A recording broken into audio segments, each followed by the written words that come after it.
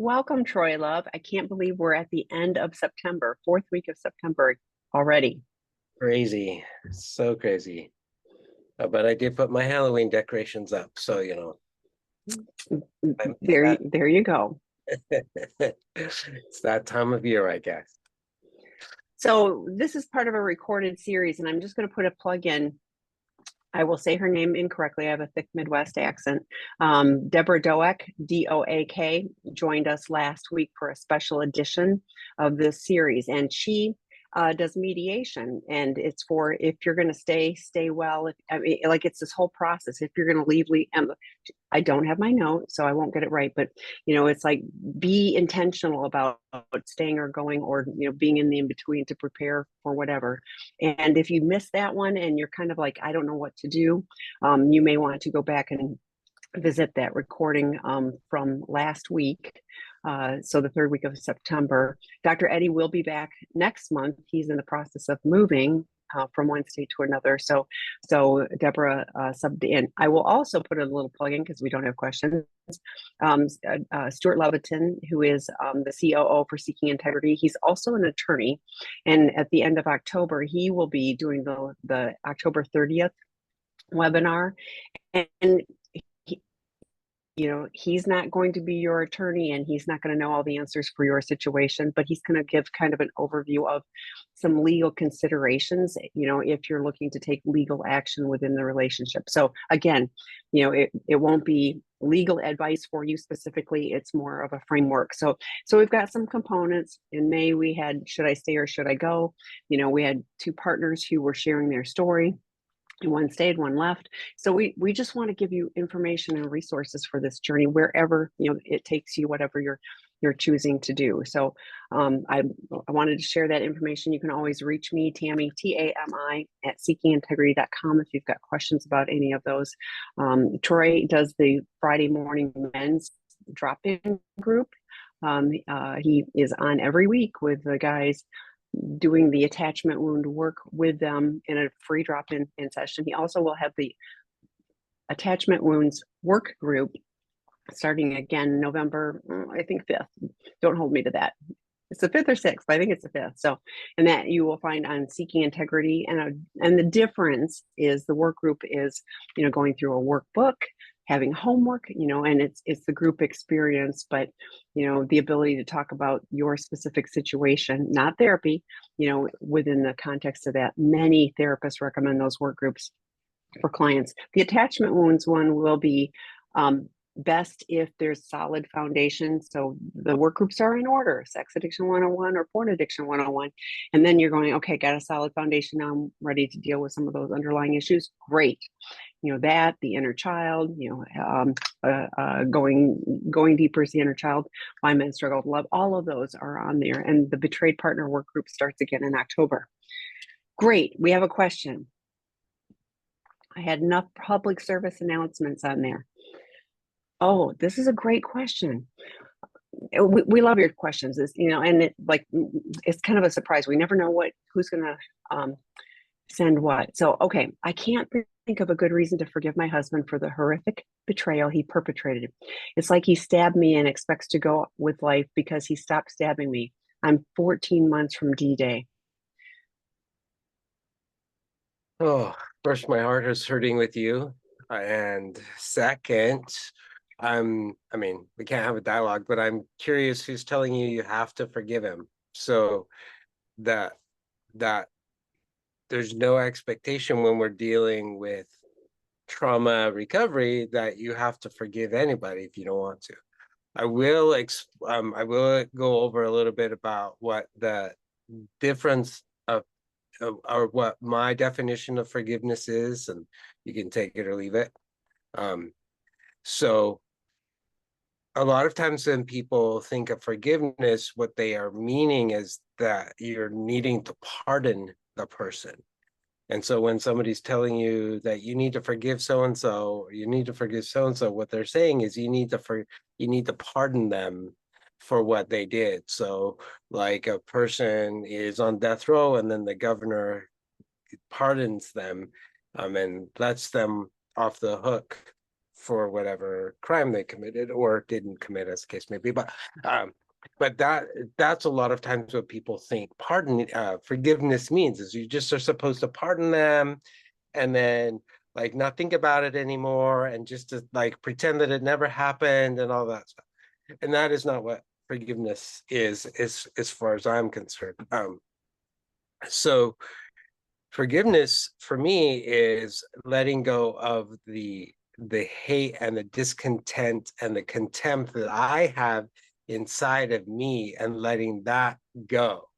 It does not have anything to do with the other person's crime, as it were.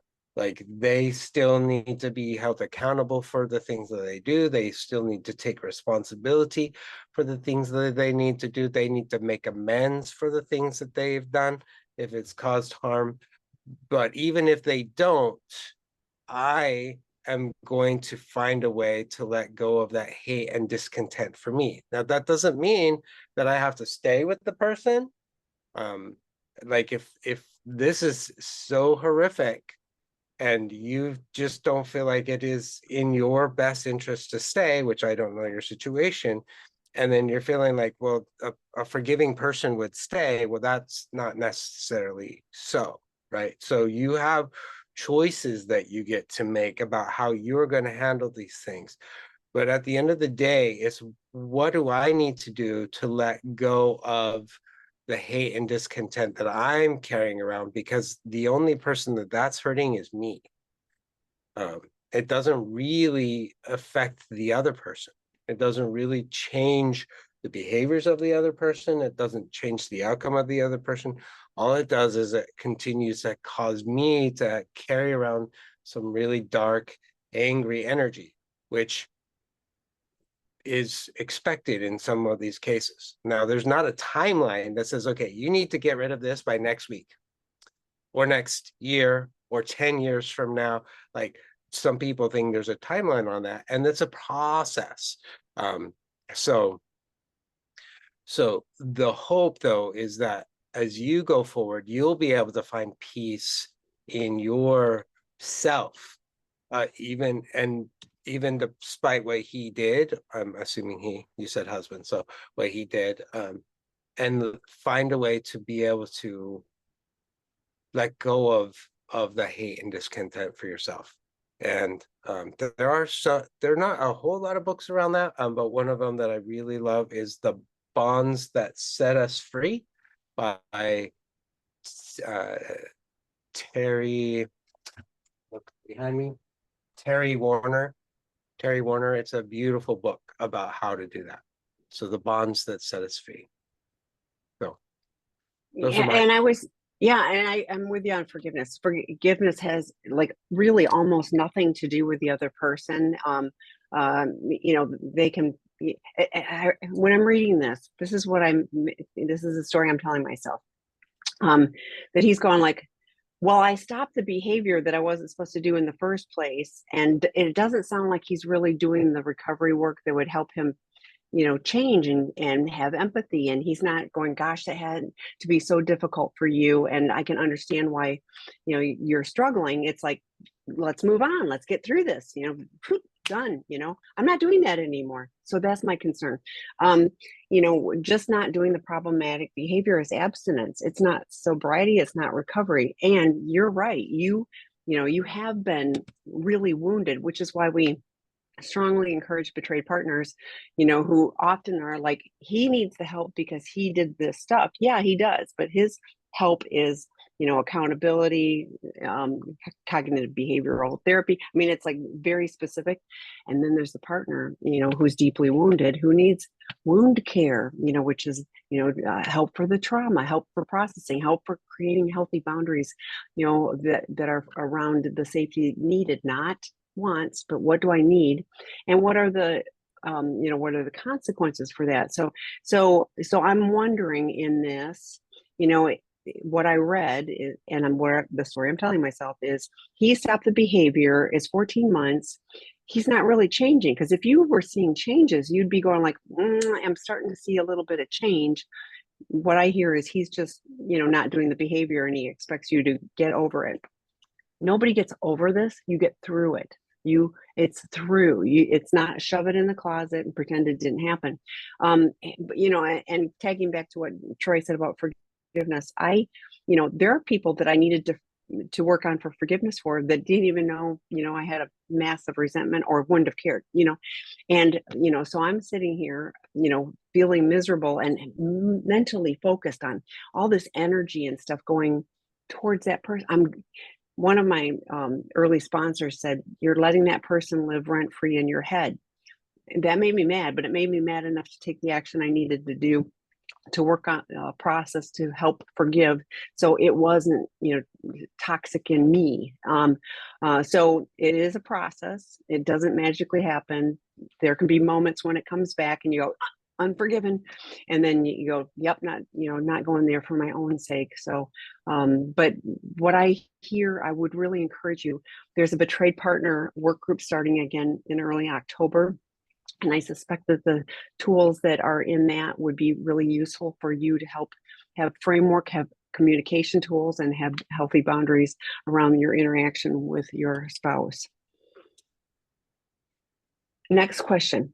Can you talk about avoidant attachment? My husband is the addict, and I believe he is avoidant because of his family of origin experiences. I believe he grew up with a healthy attachment in my family of, oh no, I grew up with a healthy attachment in my family of origin, but I think my 22-year marriage filled with betrayal has created an anxious attachment. Just want to better understand our dynamics. I love talking about that stuff. So you are so good at it. Okay, so think about it as on a spectrum. On one hand, we have avoidant attachment, which is I want attachment with people, but I'm too afraid that I'm gonna get hurt, so I'm gonna put up walls. I'm gonna withdraw. I'm gonna find ways to push people away, keep them at arm's length, because attachments have hurt in the past. So I'm gonna avoid connection as much as I can. And then on the other side is the anxious attachment, which is I'm so afraid that you're going to leave me, that you're not going to be there, that you're not going to show up, that I become very clingy and I'm holding on, and I check on you a lot, and I'm looking around to make sure that we're good, and I'm very checking out, like, are we okay? Are you okay? That kind of stuff. So this anxious feeling. And then in the middle, we have secure, which is what you kind of you defined as what it was like growing up, where your things are okay.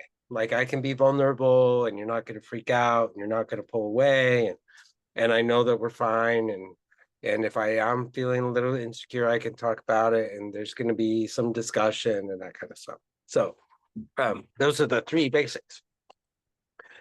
So if your husband does indeed have an avoidant attachment style, that's challenging because you're wanting connection, and when you go to get it, he pulls back and he pulls back and he pulls back, which can lead to then feeling very anxious, right? So it can create that. One of the interesting things about this is that, there's a research that's done, and there's a link that I'll have people take, and I would have to go find it, and I'm not going to do that right now. But the bottom line is you can take the a free assessment. One of the universities is doing it, and you identify 4 people in your life: your mom, your dad, your partner, and a friend. And then you take the test, and then you'll notice that you have different attachment styles based on those people. So it's not that I have one fast and firm attachment style. It really kind of depends on the dynamics that I have. So I may have come into a relationship feeling really secure, but then because of the dynamics and probably the lying and the deceit and the betrayal, now I've moved on over to an anxious attachment because I don't know where we're at. I don't know if what you're telling me is true. I don't know if I can believe that, but I love you and I care about you. And so I'm on one hand, I'm like, I'm upset and I'm scared, and so I become very anxious. But I don't feel that way in other relationships because those relationships have more grounding in integrity and honesty. So I would imagine that that's probably what's going on. And part of the healing is you learning how to not define yourself based on your partner's behavior that you're okay. And in doing so, you'll be able to then have a better ability to have some boundaries around some things. And then hopefully your partner will also learn how to become more vulnerable. Because if he is struggling with an addiction, the way he's been dealing with all that pain is by acting out. And so learning how to take those walls down and actually share what's really going on and what he's afraid of, that can heal a lot. But that's going to take some time. I have a question for you because you were talking about like this relationship may feel anxious, but the others kind of stay the same. And my experience is that there are sometimes when partners go, nobody is trustworthy. Now it may be just a kind of a dip or a period of Yeah. time, but I'm suspecting that there could be some attachment um, issues that kind of bleed into other relationships, Oh at yeah. least for a temporary time. Yeah. Yeah. What the research showed is that they're not all the same. Like I may have a secure attachment style with this person and an anxious attachment and an avoidant attachment style. So it's not that like I have a set in stone attachment style. It really depends on the dynamic. So if this part of my world has been disrupted, I'm probably going to start distrusting all the other parts of my world. And you know that as a betrayed partner, we find out that our partner has cheated on us or D-Day has happened. Who in the heck am I going to tell? I don't want to tell anybody. I don't want anybody to judge me. I don't want anybody to judge my partner. I don't want anybody to gossip around us. And so all of a sudden, I'm now very anxious about those relationships too, because how are they going to react if they find out? Are they going to leave me? Are they going to tell me I'm an idiot for staying? Like, how are they going to react? So this is happening with my partner. I'm trying to figure that out. And now all of my other relationships have now become scary too. Yeah, and that was my suspicion. So thank you. Okay, Yeah. do PAs ever lose the desire to objectify women in public? He's doing 12-step sponsor group work groups therapy and appears to have a willingness. However, this behavior prevails 3 years into this and disrespectful when done in my presence. It is disrespectful. So I do know some who have worked on that. The key word that you identified is objectify, right? So what we do when we objectify somebody is we turn them into an object, we turn them into a tool for our own pleasure. This is probably a really lousy example, but every morning when I'm walking my dog, I see the sun rising and it's a beautiful, beautiful sunrise or beautiful sunset. And I enjoy it and I love it and it makes me feel good.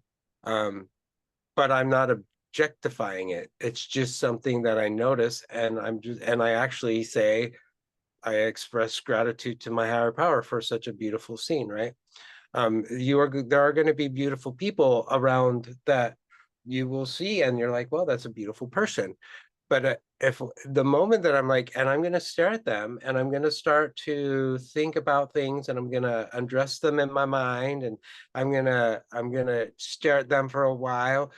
I've lost that, for lack of words, sacredness of another human, and now I've objectified them. So part of the reason why I objectify people is because I don't know how to get my needs met in healthy ways. I don't know how to talk about the things. I feel really insecure in my abilities to do things. And so I'll stare at somebody and oftentimes it's unconscious at the beginning. And then somebody calls me out and it hurts their feelings. So if a person wants to change that, they need to do a deeper dive into why do I keep staring at people? Like what is going on there? What is it that I'm hoping or fantasizing that this random person is going to do for me that it's not going to do for me? And what is it that makes me do that when I'm in with by myself? What makes it do it when I'm with my partner? Because I know that creates unsafety for my partner. What in the heck is this behavior all about? I'm trying to deeper dive.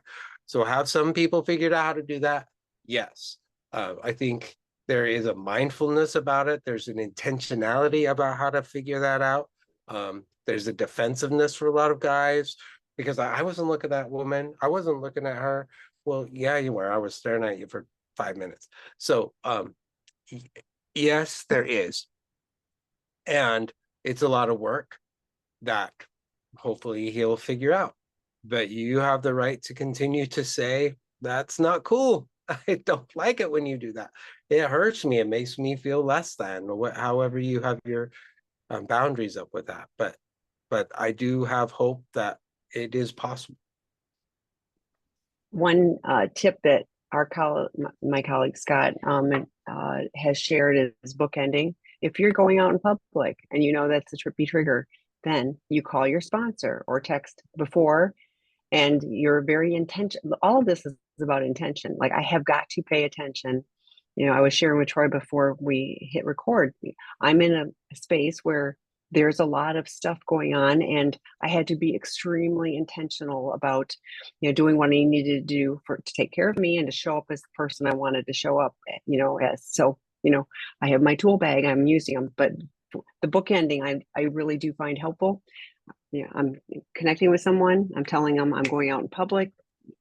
There's already a conversation of this is a problematic area for me, and I'm going to check in afterwards, and I'm going to be honest, like, yeah, I had one incident where I was paying too much attention and I didn't utilize my 3-second rule fast enough or whatever, or my spouse let me know that I was overly and hopefully being intentional and honest. That's the accountability.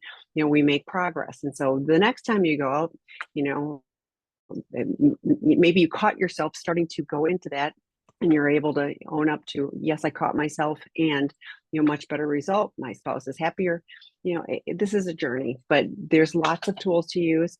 And if he's using, like, you can go to 12-step all the time. I love 12-step. You can do all of those things, but if you're not implementing them, then you don't get the results of it. But yes, like that, those are old behaviors, and changing those patterns requires intention and accountability.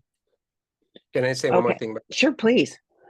I actually, I want to hear your feedback on that. So I've had some men try this and it's worked well, but I don't know if it would work well for everyone, where that when they see somebody that they perceive as beautiful, they acknowledge it to their spouse, and they say, I see her, and I saw her over there, and I want you to know that you're the number one person in my life. I love you, but I did see her over there. So almost circumventing the objectivity. It's like, I know that you probably saw her and I saw her too, and I'm not going to pretend that I didn't see her. I'm going to point out I saw her, and I'm here with you. Does that work for some of the women that you know? Or I think if you have the conversation of, I'm always about, let's try something. I think the best ways to look at this is, how can we this is a problem. How do we problem solve? Would you be willing to try this? Let's just try it. Partner, are you okay with me acknowledging this? If I was a partner, and this is just me, but I'm like, I would much rather have you own it, and we can identify, yeah, that's an attractive person and we're committed to each other. Great. Because the dishonesty of like, oh no, I didn't do it, I'm like, I flat out saw you doing this, now you're lying to me. I would feel like our relationship is moving forward if we're able to acknowledge what's really happening. That's called reality. And we have a plan that we're going to try working on this together. So I love that idea. And, this is always take what you need and leave the rest. Try it. And if it, if it works mostly, but you go, hey, how about, that was, 80% successful. Could we try this? Try. The worst is staying stuck, but trying something, even if it doesn't work, try something else, or adjust. But that's a great idea to try. Okay, what is a good way to make peace with anger I have towards the enabler friends that help cover up the lies surrounding my behavior? Oh, I got to read this again, because I love this question. This I know how this feels. Okay, what is a good way to make peace with the anger I have towards the enabler friends that help cover up lies surrounding the betrayal? So anger comes from a sense that something was taken from you without your consent. So in this situation, let's try to acknowledge what was taken, or at least the perception of what was taken from you without your consent by these other friends who kept secrets, or they helped lie for your partner. What was taken? We can brainstorm. My safety was taken, my sense of reality was taken, my ability to trust my gut was taken because I was trying to clarify some things and I was lied to, so it made me doubt myself, those kind of things. So first we need to take a look at what was taken, and then we need to ask ourselves, was it really taken? And in some cases, the answer was yes, it really was taken. They took my right away to do this and that or whatever. And sometimes it's no, it wasn't taken. It was just my perception that things were taken. And that's an important distinction. And then after we work with that, it's like, okay, so if it was taken, what do I need to be able to take that back for me? Not what do I need them to do, but what do I need to be able to take that back for me? And if it was just a perception that it was taken, but it wasn't actually taken, how can I remind myself that it wasn't actually taken? That for example, my safety was taken. Okay, well, it might have been, but is it being taken now? What am I going to do to keep myself safe? How can I take that back and own that and say, this is what I'm going to do to be able to keep myself safe? Some of that then may require a conversation with your friends if they are people that you want to still keep in your life, and say, hey, when you kept these secrets, this is the impact that it had on me. This is how it affected me. And for whatever reason that you were doing it, whether you were doing it to help cover it up for him, or you were afraid of hurting me, but whatever your intent was on not sharing that with me, this is how it affected me. And now I'm having a really hard time figuring out what I want to do with this relationship. I'm not sure that I want to keep it, or this is what I need in order to keep it. If you want to have those conversations, can you make peace without having somebody else present? You can. It's a little harder because you really don't have their response, but being able to work through that, owning what was taken, rewriting the story, reconnecting with your power, your sense of truth, your sense of light, connecting with boundaries about what you're going to do. And then the last kind of what we said earlier is, do I want to keep carrying this hate and discontent around with me, or do I want to put it down?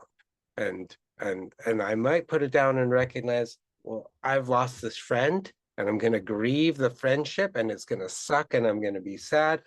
And but at the end of the day, I wish them well. I just can't have you in my life anymore. Or am I going to try and find a way to build that relationship back up and share with them what I need? Yeah, and I'm with you. And it's such a double betrayal, or you said friends. There's an S on the end of it. So yes, and it's there's this compassionate side of me that has often they don't know what to do, and you're right. It could be, I don't want to hurt this. I don't want to make, like, you're both my friends and I don't want to be in the middle, and they are still, but so there could be that. There are situations that I hear often where there's intentionality, about, that person's betrayal. Like, they invite, the spouse and the affair partner over to their house. I mean, it's like there can be with intent about the betrayal. So I really, I do think, where do they, we talk about, people that are really close to you are close. And then there's these layers, and there's some people that you have to deal with, whether it's, work or family situations or whatever, and you're going to interact with them, but they're out here, and you do what you need to do when you have to be in their presence. But I really think it's find your tribe of safe people, that ones that are going to have your back. They're human. They're not going to do things perfectly, but they're going to have your back. But the grief, of Because even if you keep that friendship, there still is that you know that you can't 100% trust that person, just like you can't 100% trust your spouse, because they both have, kept things from you for whatever reason. But whether it's addiction or I just don't want to get caught in the middle. So but the grief process for you and finding your safe tribe of people, I mentioned earlier, the betrayed partner work group starts again in early October. Great place. We have betrayed partner drop-in groups, also, places for you to get the people that will, be there for you in this. So, okay, the next one, Troy, is it advisable for married partners to reinitiate sexual intimacy with a wayward spouse or the abstinence during the recovery better in order to not deepen trauma wounds or reinforce addictive behavioral tendencies? When is it advisable to engage intimacy? When both people feel safe. That's the short answer. So a lot of people who are in recovery are often asked to do what's called the 90-day challenge. And the 90-day challenge is to go without any kind of sexual release for 90 days, including not looking at porn and not getting on devices and not having sex, even with their partner. And when I tell my guys that I'm working with that, I'm like, first of all, you need to go make sure that your partner's on board with that, because you can't just like say, oh, honey, we're not going to have sex for 90 days without her or his consent. That doesn't work. And a lot of times the partner's like, no, we're not going to do that. So, so part of this is between the two of you. So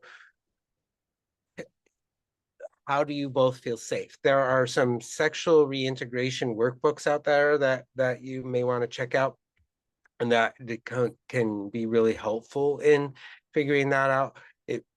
But the biggest part of this is open communication. Like John Gottman tells a story about he as part of his studies, he had to watch all the mammals in the animal kingdom have sex as part of his training, and he noticed that the porcupines had a really interesting way of having sex, because porcupines are really pokey and they could kill you. So what the male will do is he'll come around and he'll sit face to face with the female, and he'll rub her face. He'll just rub her face, and then he'll go back around and see if her quills are down so they can engage in sexual activity. And if they're not, he'll come back around and he'll rub her face until she's safe. She feels comforted enough, and then he'll go and they'll do their thing and they'll procreate, right? That is a beautiful analogy in this situation. Like, both of you probably sometimes feel like the porcupine things don't feel safe, they're uncomfortable. And so the talking, coming around and spending a lot of time, what do you need to feel safe, what do you need to feel secure, kind of just rubbing their face, as it were, and providing that safety, then you can have the conversation about what that looks like. So lots of open dialogue and lots of safety being pumped into the relationship. But I can't tell you when the green light is, because every partner is different. And I'm going to go, I love that analogy though. And I'm going to think about this, little porcupines. But what I hear is a partner taking responsibility for the betraying partner's, actions. And Dr. Abba often says, nothing you did or didn't do caused this. Nothing you do or don't do is going to make a person act out. What he does say to partners is, do you want to have sex with somebody you don't trust? So trust is built over time. Are you in a place where you feel trusting, you're able to share your body, that is the most intimate, connection? Are you in a place where you're willing to do that? But yes, communication, like, it's amazing how many couples, didn't talk about this before, the sex addiction discovery, and then still don't want to talk about any of this. And that would be a really important conversations, and I'm going to put an S on the end of it because that's not just a one and done, and we talk about sensate focused touch. It isn't about sexual intercourse with orgasm, like the touch. I love this. That would be like let's be porcupines tonight, like what a great thing. It's like I just want to I want to touch you in a way that's connecting, but not worried about sex, but there is nothing you can do as a partner that that can make an addict act out. We get to choose that all on our own. So if we have the tools to use, we don't have to choose to do that. Okay, next one. How can I begin processing generational burden wounds, etc.? Working with IFS, my family of origin burden wounds are coming up. Having space to begin to understand my family's alcoholism, depression, affairs, addictions. I'm beginning to see how it affects me and my attachment addiction. Literally being taken care of through abuse. Wow. Would enjoy any feedback on beginning this journey. If you are a male, I do have a Finding Peace retreat renamed to Authentic Masculinity coming up in the end of October. But the Finding Peace, and I'll put the link for you, Tammy, so you can put that if you want to. So if you're a man and you want to work on that, we do a lot of exercises around that and then we have some training that goes along with it. Through Seeking Integrity, we have the Healing Attachment Wounds class that you can sign up for if you are an addict. But if you're a female, we do Seeking Integrity has the women's retreat that they do. But you can also use the Finding Peace workbook. I mean, you can buy that on Amazon. But that's really the premise of all the work that I do, is that these are wounds, oftentimes generational, that have been passed on, that I'm dealing with, that I've been carrying around with me since I was little, that I didn't realize were so painful and so life-changing. And now as I'm starting to heal, I want to heal those wounds. So you can just go to Finding Peace Consulting, and there's a free 5-day challenge you can sign up for as well, whether you're a man or a woman, that's available for you. IFS is beautiful with that work. I take a slight spin-off from IFS when we're dealing with shame, but the concepts are similar. So those are some places to try. Dr. Eddie talks about the healing the inner child. He has a lot of work. So Dr. Eddie Caparucci has some workbooks around all of that stuff. So there are some resources that are available for you. You can check some of the resources on Seeking Integrity's resource page. They have some books that are linked there, as well as some of the classes that we have. And I'm with Troy. Like, I love Troy's and Dr. Eddie's work. I think both of them and the insights and how they pair together, so, and I'm not clear, if you're the person that struggle with, problematic behaviors or the betrayed partner. Dr. Eddie has a new book coming out, The Inner Children for Betrayed Partners, and I got to see the drafts of it, and so I'm super excited about that too. All of this is about your healing journey, so I love that you're asking the questions, that you have some awareness. Journaling is an amazingly helpful tool, because then you'll start to see patterns. So whatever work you're doing, I would invite you, because the other thing is putting it on paper gets it out of your body and your head. And so there's a place, and then you can share it with, a qualified therapist, your group or whatever. But our Empowered Women Retreat, if you're a female, that is amazing and healing. And we're talking about the healing, deep emotional release, with that too. So you can always email Tammy, Tami, at seekingintegrity.com, and I'll help you the best I can. Okay, Betrayed here. Discovery in June. My partner has a habit of declaring he's done and the relationship is over when he's dysregulated, especially when raging. He calls the shots and blames me in some way, including but not limited to telling me that I'm the one who initiated the breakup. This habit existed long before discovery. I have previously decided that I would hold steady during this, and I would reiterate that we don't make decisions when our emotions are heightened. After he calms, he always says that he has that no, he doesn't want to break up, but he also does not fight for me in the process. So easily discarded. It crushes me every time. It pushes us further away from each other. What can he do to stop using this behavior? What should I be doing differently when he does this? I feel pathetic. Does he mean it? Should I let him end the relationship? Troy, I'm the betrayed partner of the man who was in your Friday hot seat last week that mentioned his anger. We are both in individual therapy. So you have an That, inside loop on this one. that does help. Okay, I can't tell you whether you should end the relationship or not, but when he's stable, the conversation is something like, when you go into that place where you go to the extreme, and you want to end everything, every time that happens, it's like my willingness to stick in this relationship gets a little less strong, a little weaker, because although he doesn't intend it to be, it's a manipulative, shameful behavior. He's doing it out of shame. He's doing it from a sense of, I'm out and I don't want to work on this anymore. But every time he does it, it's like you have this really strong rope and it gets worn, like there's a knife just kind of scraping a little along, and eventually it's going to snap. So whether that wakes him up or not, I don't know.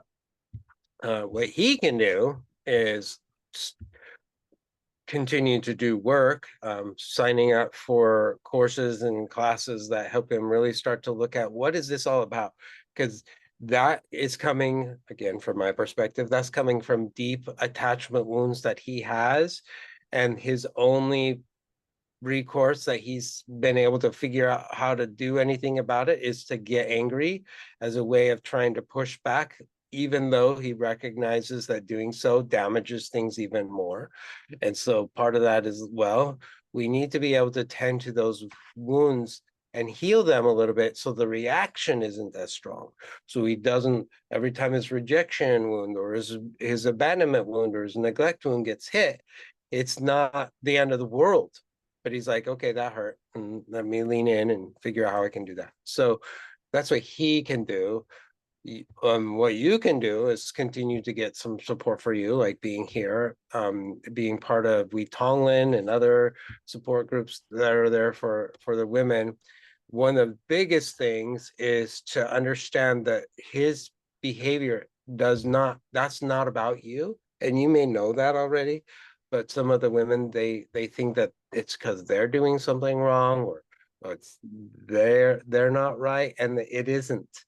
Like, you may have bumped up against a wound, probably not even on purpose, but this isn't about you. And you're enough, and you are worth having a relationship where you feel secure and safe.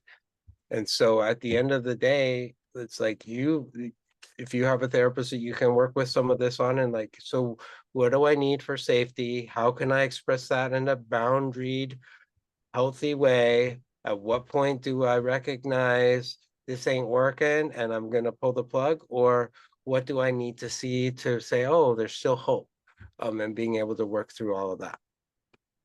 Yeah, and I want to go way back to the top where he calls the shots and blames me. And I'm like, in a relationship, it's the two of you. And right now, Dr. Rob's most popular book is Out of the Doghouse for Men Who've Been Caught Cheating. Like, they're in the doghouse. So this feels like, usually if there's a power imbalance after discovery, it's the partner is in the, I hate to use these terms, but power seat, and so that he gets to call the shots, and then he gets to treat you like crap, I'm like, that feels really, unfair. And so to me, this is more like, and Troy was just talking about, what do you need for your healthy boundaries? One thing I suspect this is a pattern. I call it the negative two-step. He does this, you do this, he does this, and you guys keep doing this, and you're going to wear a pattern in the floor, and nothing's going to change. I think you start to see this stuff escalating. And if you are, and I would suggest doing this when you're not in the moment, but like, you know, you're here, you're asking. And if you guys, can we have a discussion about this recurring thing that is not helping either of us, is dysregulating for both of us, you know, and so that one of you can call a timeout. Like, I'm starting to feel it in my chest or in my gut, or, you know, our voices are starting to rise, you know, things are getting louder, so that we go, let's take a timeout. Let's go journal about what's really going on, you know, and it may be a shame defense for him, but you're going like, I'm just trying to get a need met here. So can we come back and have a discussion about that? And if 20 minutes is too short, come back in another 20 minutes. And if this is a topic we need to go talk to our professional therapist about, because we're going to keep bumping up against it. Good to know, and an opportunity for change. But, you know, like, it concerns me when he gets to call all the shots. He's been the betrayer. He's calling all the shots. He's blaming you, you know, and, you know, you're working your best to hold a neutral space, and it's still not neutral enough because he's still, you know, powering over it. And then the coming to you, oh, sorry, you know, like, yeah, again, that's just you know, you guys can keep doing that for a really long time, unfortunately, unless one of you breaks the pattern. So I would invite you to hold healthy boundaries for you, so that, you know, he's going like, wait, you're supposed to do this dance. Nope, I'm over here doing a different choreography, you know, that I'm hoping for a different result. My husband acts like and says it's no longer a problem for him to objectify and sexualize women. However, he does a heck of a lot of avoiding going anywhere. And if we do, his eyes are glued to the floor or the phone, to truly have tested that to know. And then the next question is, what's the difference between objectifying and sexualizing? So maybe, I mean, they're all kind of together. Right. Well, when I hear that, it makes me sad. Like, I hear lots of guys that when they go to the grocery store, they're staring at the floor or their phone. And I get it. Like, that's their attempt to, like, not objectify. But I'm like, how are you going to go through the world looking at the ground for the rest of your life? That makes me super sad. So, I'll answer the second part. Objectifying and sexualizing are very similar, but I can objectify somebody without sexualizing them. But if I'm sexualizing somebody, I'm very much objectifying them. So objectifying somebody means that I'm turning them into an object. And there's three ways to do that. One is into a tool that I can use.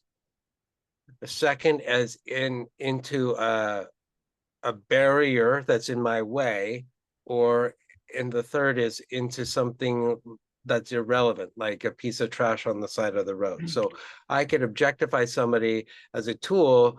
I could do that at work, like giving somebody a compliment, and I do that because I'm hoping that they can say something nice to the boss and give me a raise. That's objectifying. That's turning them into a tool. I could see them as an object, and like, you're in my way, you're preventing me from being able to get what I want, and now I'm mad at the barrier. Or I could just think, well, you're just a piece of trash. I don't, you don't matter, right? So those are three different ways of objectifying somebody. Sexualizing is turning them into a tool, but then imagining what they would do sexually for me, right? So it is possible for a man, or anybody, not just man, it is possible for a person to be able to learn how to go through life and look at other people and see them as human, to see them as people who have gifts and talents and abilities, who have struggles and dreams, that they are the daughters and sons of people, that are the brothers and sisters of people, and to be able to see them as a human and not undress them with their eyes, and not think about what it would be like to do something with them, or even just check out a body part, which is also objectifying them, and like, to be able to see them as a whole person. And unfortunately, the porn industry makes that really challenging, because the whole porn industry is all about objectifying the person. And so when he's like looking at the floor, he's looking at his phone. That is a strategy that he's worked out, but I don't think that that's no longer a problem for him. That's his strategy.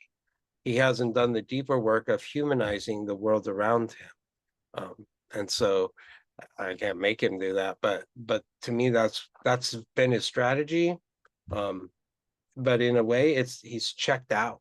like he's not present with you. He's on his phone or he's looking at the ground. He's not aware of his surroundings. So he's checked out, which probably feels just as disconnecting for you. Yeah, your world is really small if you're just looking at the floor, and I was thinking the same thing, that it probably feels very much the same as you're still not present. You're still not part of the human experience if you're only looking at the floor. Okay, next question. If I can get my cursor to work. Okay, I'm the betrayer. Often when my wife is sharing her pain and feelings, and sometimes just sharing about something else, I get stuck in my head as to how to answer or what to say. I realize this is disconnecting and not being present, which my wife needs, and it impedes my listening, but I can't seem to get out of my head. How can I stop this behavior and just learn to listen and be present? So what you're asking is, how can you develop the capacity for empathy? That is something that I teach in my authentic masculinity classes. But the bottom line is, you have to be able to be really comfortable with you and not let shame hijack you, because usually when that happens, shame has already showed up. And now not only are you feeling the anger and frustration from your partner and you see their hurt, you're also dealing with the shame of, and I'm a piece of crap and what's wrong with me. And that's so overwhelming. And so then you're frozen and then you don't say anything. And then your partner's mad that you didn't say anything. So part of that is learning how to become what I call tapping into embodiment practice, learning how to be fully present in your body, connected to the ground, being fully present, being fully there. And then when your partner is sharing their feelings, you are able to really be a grounded presence where those feelings come in and you realize that they're not about you, and that their partner not telling you that you're a horrible human, even if those are the words that are coming out of their mouth. It's really they're trying to express their pain, but because I'm grounded, I can hold space, and then I can have empathic responses like, that sounds really hard. Can you tell me more about that? And as you do that, then the dialogue works out, and then you're able to actually express what you're needing. It gives you some time to to think about what you're going to say. So it is a practice. A lot of people with addictions don't have a whole lot of empathy skills yet, but they can learn them. And I put in the chat, and I forgot to mention for the person above that was, struggling with the, raging all in control too. We have a residential treatment program for guys that are struggling like that. It isn't just about stopping the problematic behavior. That's honestly the top layer. So, it's about addressing those underlying issues and those things that come out as behavioral issues as well. So, so I put the link in our chat, but it's on seekingintegrity.com. So then this is a comment that you don't need your partner's consent to take sex off the table. Yes, it should be a discussion and it should be made known to the partner, but the PA doesn't need consent from the betrayed to go on a 90-day abstinence any more than the betrayed needs consent from the PA to take sex off the table. That statement bothered me. I hear you. And what I said was that there needs to be discussion. I can't arbitrarily make a decision that's going to affect my partner and not have a discussion about that. When we're talking about sex, and let's say that you're the betrayed partner and you have sexual needs, well, we got to have a conversation about how are those needs going to be met in a way that is healthy and all those things. So it's really having open conversation. What I meant was, one person can't arbitrarily make a decision that's going to affect the other person without talking about it with them. They can't just come home and say, we're done, and not talk about it.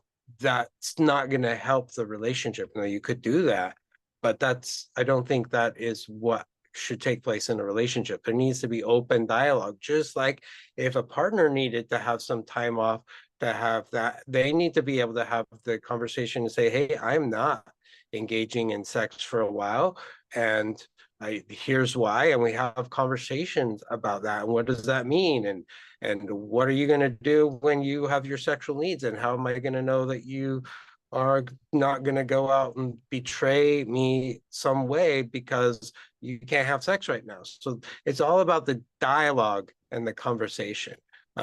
Everybody has the ability to say what's going to happen to their body and their relationship. So I don't disagree with you. I was really emphasizing the discussion part. Lately, my addict husband has been not nice, acting as he normally wouldn't. I asked him many times to do Fanos check-ins, and he says we need to work on communication. But when I asked him to initiate Fanos times a week, he says it will start an argument. I know Fanos, from what I read, is about the now, not the past. Maybe he's worried I will try to bring up the past infidelities because I have done that in the past, and he knows I'm still angry because of what he's done. He immediately went into the bedroom and turned avoidant. I feel like that is abusive. He's done this a lot, and I feel he is shutting me out. How do you navigate something like this? How can we move forward with no check-ins? He clearly has something going on in his mind, and he's taking it out on me verbally, and it's not acceptable. I wish he would talk with me about what's going on with him. I wish he would too. I'm so sorry that he's not. Thanos, a lot of guys do struggle with Fanos. If you Google Fanos, Fanos, the first two websites that pop up have some really good instructions of how to do Fanos. One of them is to not go longer than 10 minutes. I know that sometimes when we start doing Fanos and then the partner wants to like talk about it for like 2 hours, and the guy's like, I'm not doing that ever again. Right. So there might be a fear with that. At the same time, if you're the addict, I would encourage you to initiate Fanos.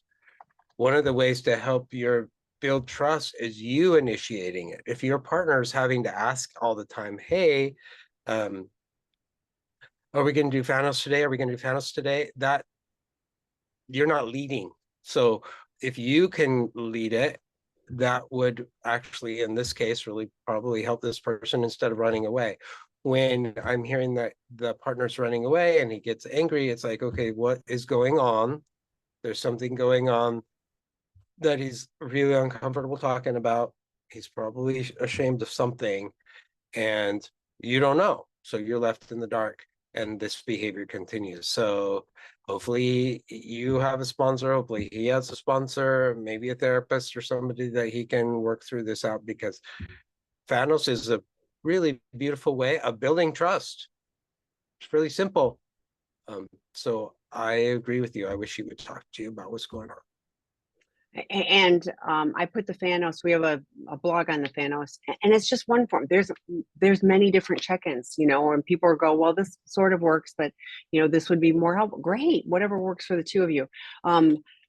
To me, this feels like there's more going on that he's avoiding. And the other thing about Fanos is I was like 10 minutes. I was like, that's long, I mean, really, it's like 2 to 3 minutes, each, like, don't make it a drudgery. Don't make it. And if something comes up, go, that's a great one. We'll talk about it in our check-ins that are 20-minute check-ins on Tuesday or Thursday. And if it's too much for that, then we're going to talk about this with our qualified professionals that can help us navigate this space. Like, get a plan and layer up, as you need to. But this feels like there's more going on. I have concern that he's acting out, quite frankly, because I'm like, this is like, really, there's a lot going on where he's hiding things and avoiding. And so I'm going to flip it back to you. You got no control over him. You're asking for Fanos, he's not doing it.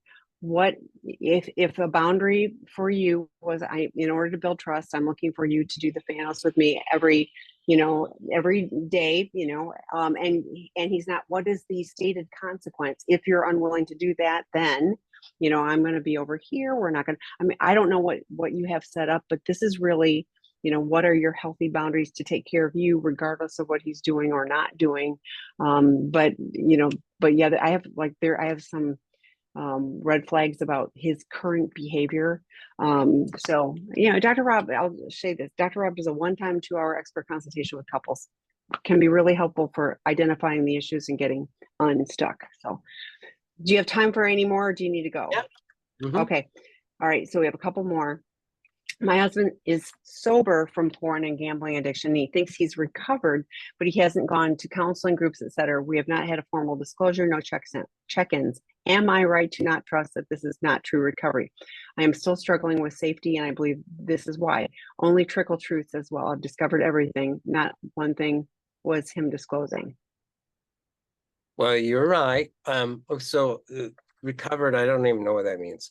I Even don't if either. even if I'm no longer acting out sexually, or let's say I'm an alcoholic and I'm not drinking anymore, there's always something for me to work on.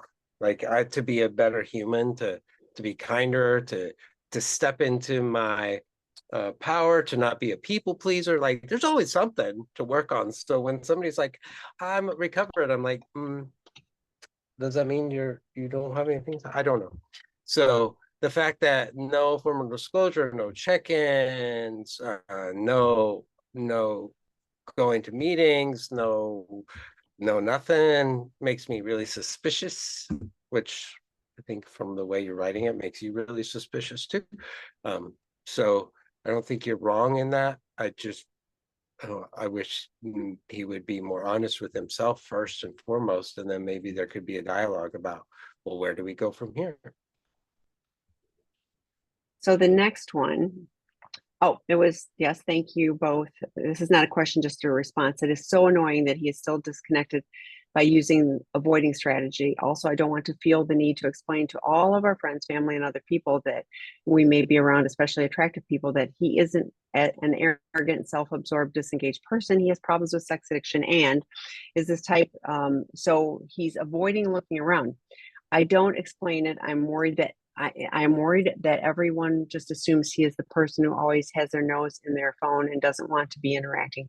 I hate being put in the in-between with this and having so much shame put on me. Never had before. Oh, that's a great question. Yeah. Well, I hate it with you. I hate it with you. And you're in a rock and hard spot. So part of that is continuing to have dialogue with him and saying, hey, I'm wondering if when we go to this party with these friends, if what it would take for you to be present and engaged and look in people's eyes and that kind of stuff. I'm wondering what that would take for you. And also whether he's open to it or not, like saying, I don't want to be that person who like throws you under the bus. But people are asking. I can look it in people's faces. They're asking. So how do you want to handle that? I'm going, he's an adult, you know? Yeah. I'm, you know, in family situations. I can't tell you how many times I've used not my circus, not my monkeys in the last week. And it's like, I have got to be intentional. I'm not a reflection of another person. I want to show up for the right reasons and things like that. But you are you. How you show up is for you. What he's doing or not doing, like he's not 3. You don't have to make excuses for him. So, and it's not shame. He talks about shame. Hey, he being Troy talks about shame all the time. It's a useless emotion. Like he's doing his thing. He's not doing it great. It's annoying, and it's not about you. You engage with people in a way, and if it's really annoying, don't bring him along. Just like, and don't make excuses. Just like, no, he's not here today. Turn the conversation to another person. It's a really good way to stop the conversation going in the wrong path. And tell me more about whatever, like, works like a charm. So, okay. Okay, he is fine interacting unless someone is there his type or wearing revealing or tight clothing. So, Yep. Enough said. Okay. Thanks, Troy. Thanks, everyone, for the great questions. This will be posted on our website later today. And next week is a special edition of the so we've got, no, that's not true. Hang on. Scott and I are on Tuesday, and then I've got a special edition of the webinar on Thursday with Angela Spearman talking kind of about the Betray Partner work group, but lots of topics that get asked in those work groups, etc. too. So watch the calendar. Don't trust me. All right. Bye, everybody.